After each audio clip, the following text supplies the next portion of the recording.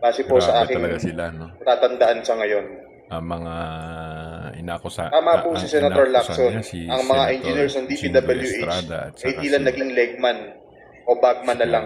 Senator Joel Kung Villanueva. tatanungin niyo po ako kung sino o kanino kami Hindi naging pala talaga bagman, sila ligtas. sasagutin ko na po Anyway, ngayon. wala naman tayong ebidensya, pero kung totoo man to, sobra naman ang kapal ng pagmumukha nila.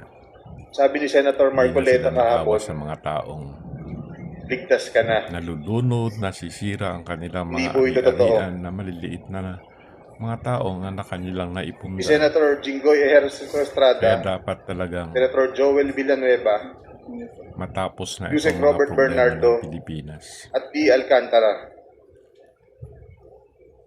Talagang Si Senator Jingoy po ay nagbaba ng sa totoo lang, hindi naman 355 kalakas million ang loob ngayong ng mga 2025 engineer na to kung walang malaking sa mga tao na sa ilang likod nila. projects sa Bulacan.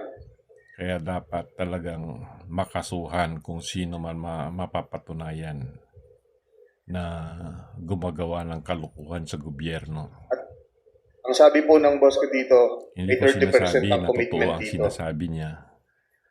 Ang mga Kaya projects lang po na talaga to ay dapat maimbestigahan ng tama ito para mapanagot construction ang of dapat flood managot mitigating sa mga structure problemang ito. with pumping station and floodgate phase 3.